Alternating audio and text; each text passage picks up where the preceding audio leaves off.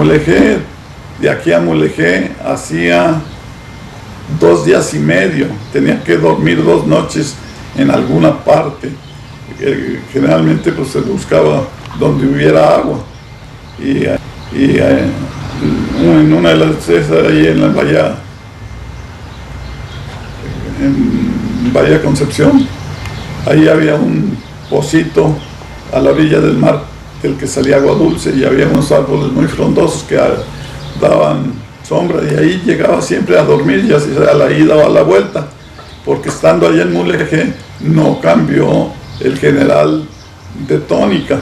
Quería que fuera, pero ya no cada 8 días, sino como estaba tan lejos, cada 15 días a informarle. Cada 15 días tenía que dar la vuelta hasta acá. Allá nada más para informar. ¿Y por qué quería? Pues no sé, no solo a mí, sino a los otros médicos también lo citaba. Y luego, era muy especial.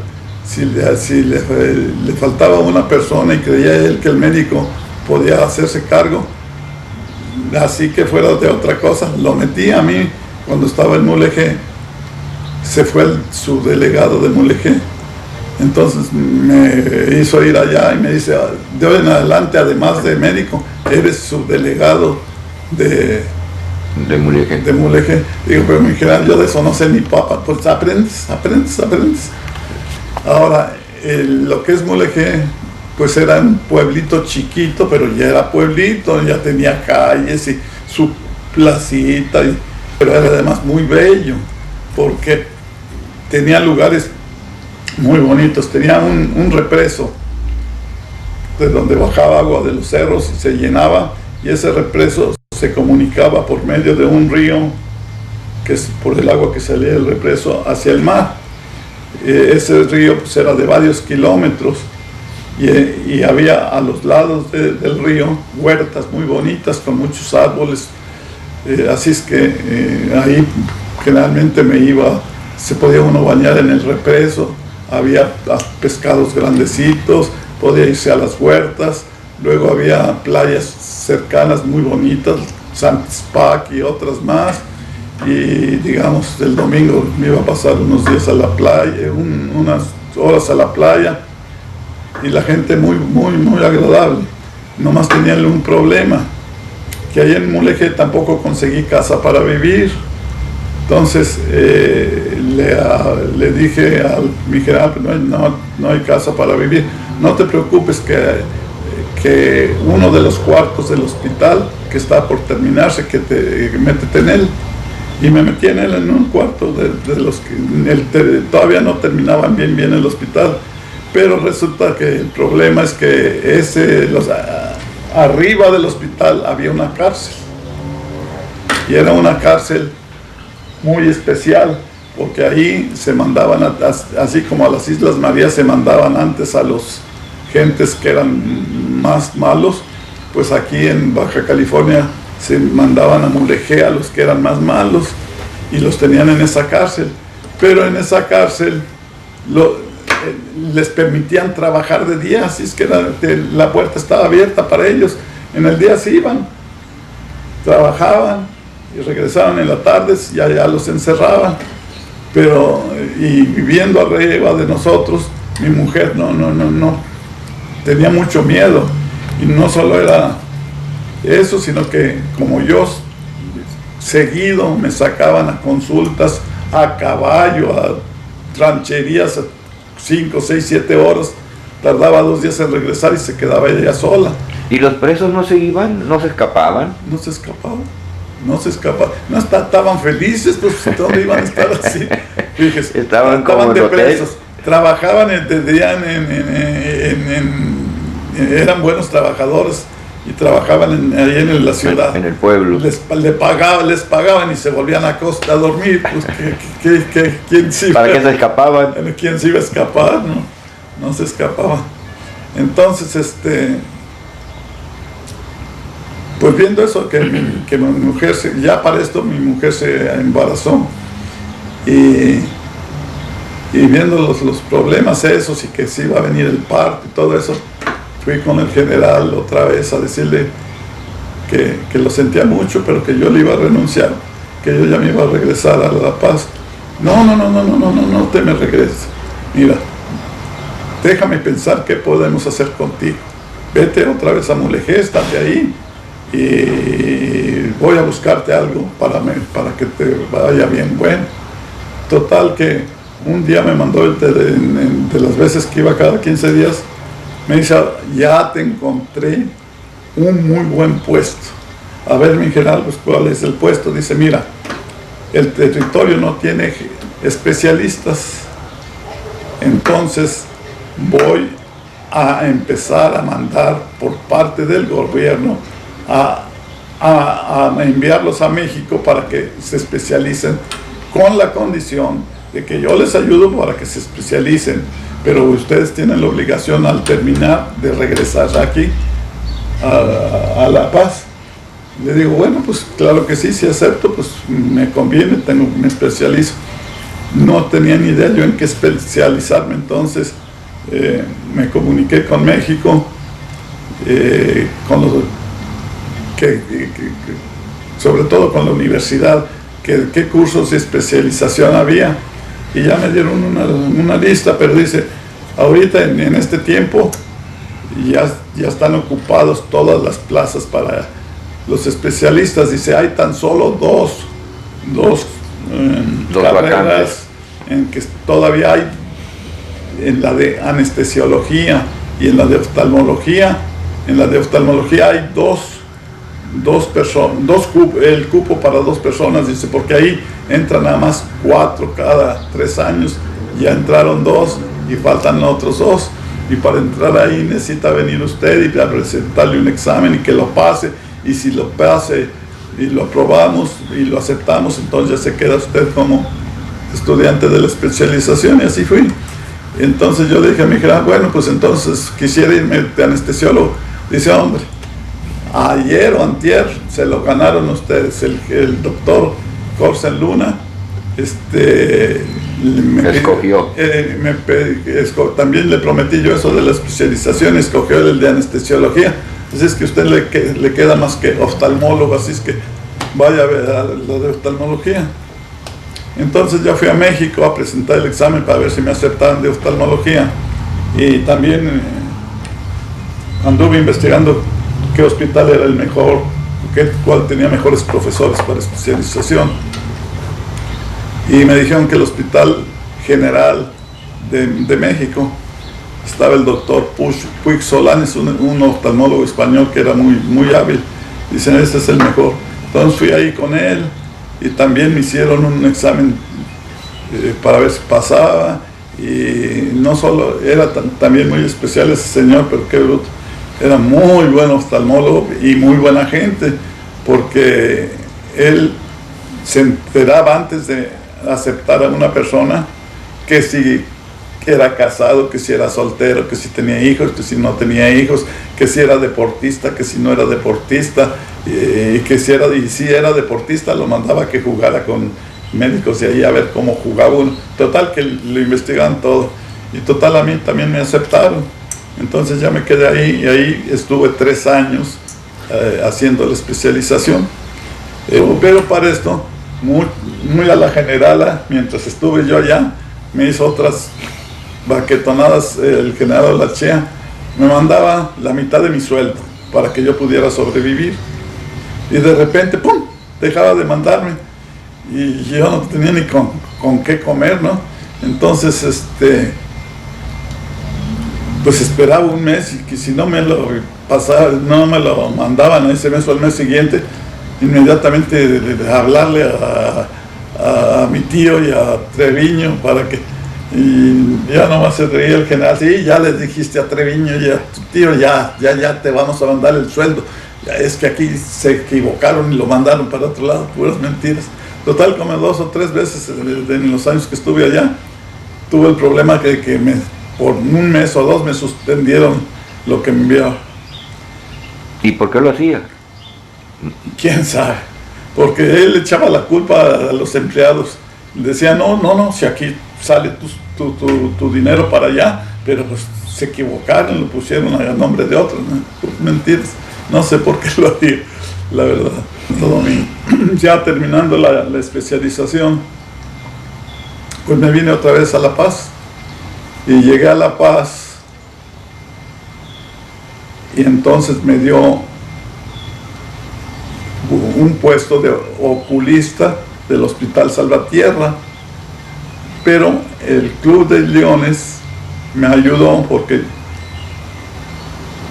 y me construyó dentro del mismo hospital un pequeño espacio en el que había una sala para internar a pacientes enfermos de los ojos, un consultorio para pacientes de los ojos y me puso buen equipo, y un quirófano para pura oftalmología y 2 enfermeras que eran las que me ayudaban en todo.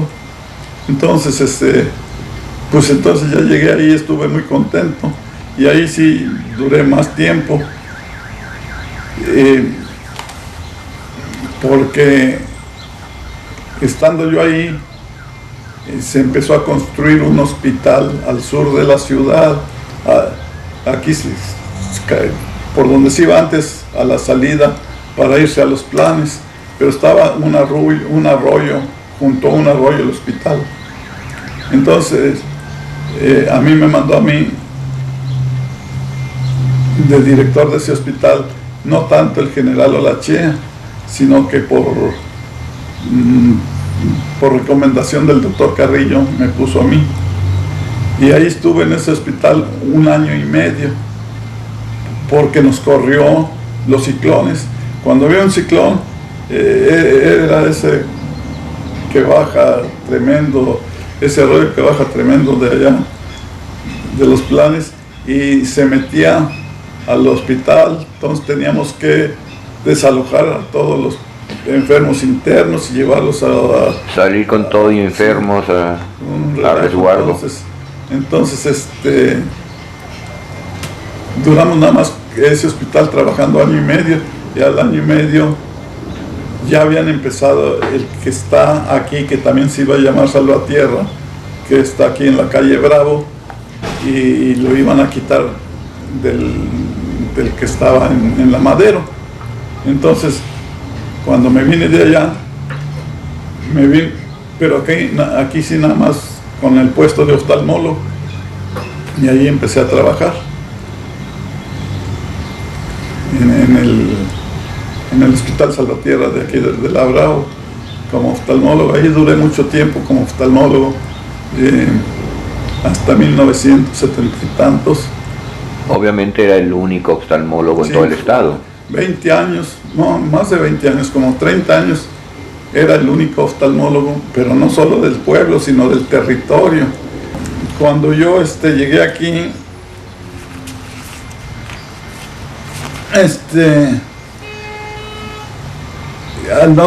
no se jugaba más que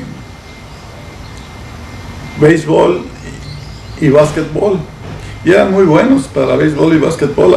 Incluso había un médico, el doctor Rodríguez, Eduardo Rodríguez, que jugaba en Guadalajara en primera fuerza, y que vino aquí también a hacer su servicio y estar aquí, y que fue el que me suplió en San José del Cabo cuando me corrió el general, y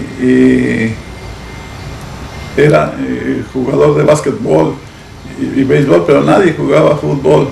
Entonces había aquí en aquel entonces un grupo de pilotos que tenía como base aquí pilotos militares. Una base aérea. Una base aérea. Y ellos sí, como andaban donde quiera, ellos sí les gustaba el béisbol, el fútbol.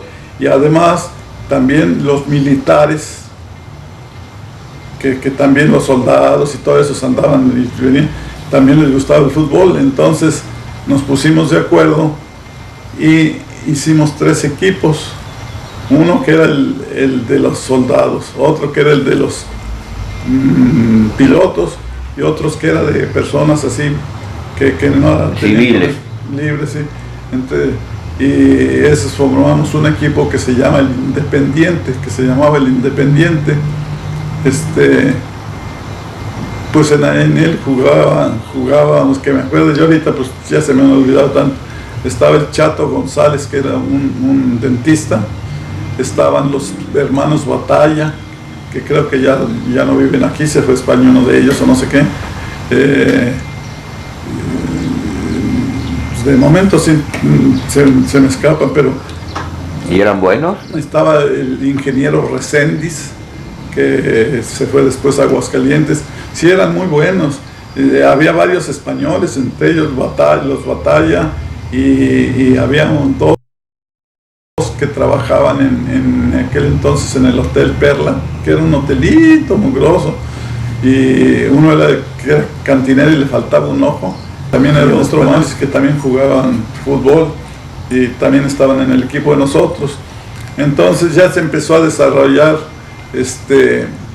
el fútbol aquí, y no solo eso, sino que en las mismas escuelas hicimos propaganda para que lo conocieran, al grado es que actualmente hay una de ligas tremendas, y en aquel entonces llegamos a traer aquí a jugar equipos de segunda fuerza. Bueno, en aquel entonces no se llamaba primera y segunda, estaba el de primera, pero había en México unos equipos que pertenecían a una liga, que eran las del Club Deportivo Chapultepec, que eran como si fuera el reservas de ahora, y llegamos a traer a jugar aquí equipos, digo ya al final, ya cuando progresamos, a gente de allá, de México, unas veces, otras veces traíamos gente de aquí, de Culiacán, o de equipos de Guadalajara, y ya aprendió el fútbol, y ya ahora hay muchísimos torneos aquí de fútbol. Entonces ustedes hicieron los 3 primeros equipos de fútbol que hubo en el territorio. Era territorio en ese entonces. El territorio. Y de tenis era lo mismo, aquí no conocían el tenis. Entonces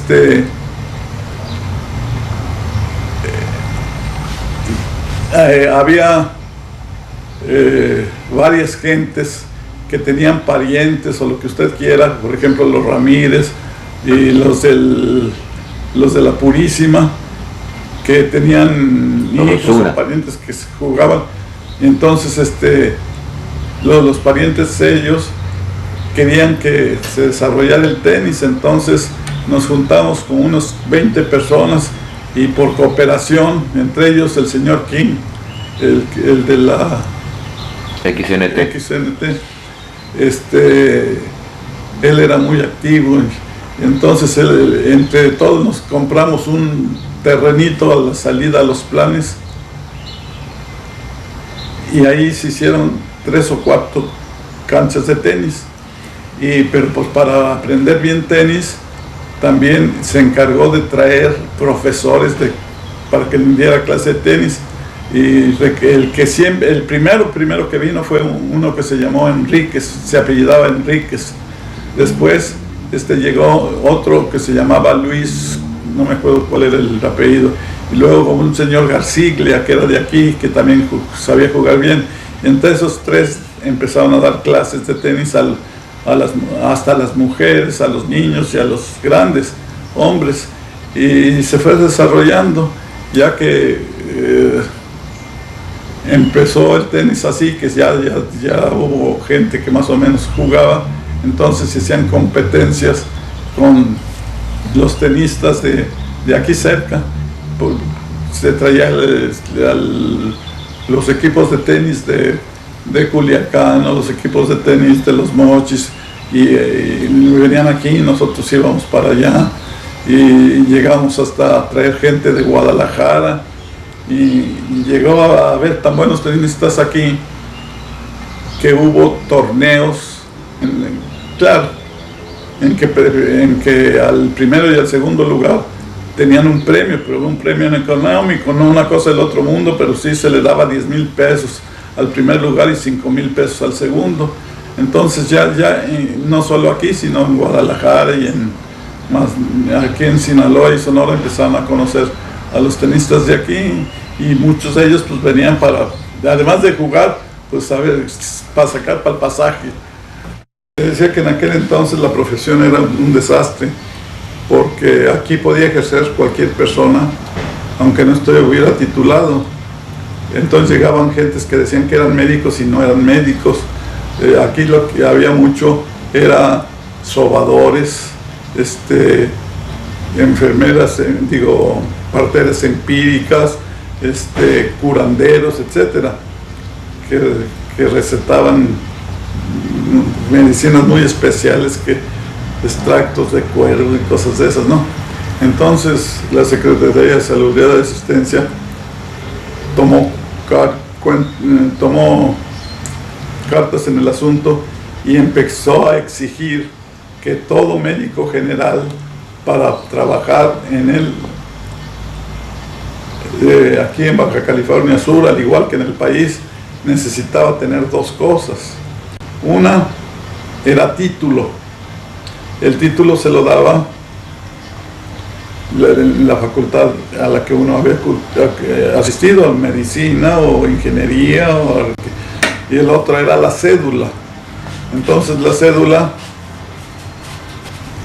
llegaba usted aquí y ya empezaron a exigirle al que llegaba título y cédula. Actualmente hay unos médicos tremendos que le hacen lo mismo que le puede hacer cualquier médico en México, gracias a eso. Entonces al irse formando aquí eso de las sociedades médicas y las jornadas médicas y todo eso, se tenía digamos, lo primero que hicimos fue el Colegio Médico de La Paz, y ahí se podían inscribir, además de los que vivíamos en La Paz, los que vivían en los pueblitos de aquí cerca de Baja California, que eran muy pocos, 1 o 2 médicos, y se inscribían y tenían la obligación de juntarnos cada 3 meses, presentar trabajos. El que no los presentaba pues los iba a escuchar y aprender, y unas veces se hacía en La Paz y otras veces sí se hacía en alguno de los pueblitos donde había 1 o 2 médicos, y además era una cosa muy agradable desde el punto de vista social, porque además de la cosa científica, cuando acababa la cosa científica se seguía con comidas y con bailes y con cosas sociales. Donde más nos gustaba a nosotros asistir era a Santiago, donde estaba el doctor Mondragón y su esposa Terucha, porque ahí él tenía una casa muy amplia y unos árboles tremendos como si fuera una huerta. Así es que iban ahí y nos atendían de maravilla, ¿no? Al grado de que hay veces que nos quedábamos en la noche, 20, 30 médicos, y como no había camas, había unos corredores así, pues ponían puros colchones o colchonetas y ahí nos dormíamos y la pasábamos muy bien. A dar consulta a los pueblos, ¿cómo hacía con las medicinas? ¿Llevaba usted las medicinas? Sí, pues no solo medicinas, sino llevaba aparatos, no de los más sofisticados, pero pues llevaba unos que se llaman lámparas de hendidura, que era un aparato así grande, como si fuera un microscopio grande, pero que se ve de frente, ¿no? Llevaba una caja de pruebas para anteojos, para probar lentes, e incluso llevaba un equipo de cirugía, pero ocular, pero de la más sencillita, porque por allá no se podía hacer cirugía grande, y cuando había una carnosidad o una chalación, una cosita así, ahí mismo de los 2 días que estaba, las operábamos ahí, y llevaba también las medicinas. Así era como hacíamos los viajes esos. Y obviamente eran consultas gratis, ¿no? Sí, claro, sí, era por cuenta del gobierno, era consulta gratis, pero sí, así lo hicimos.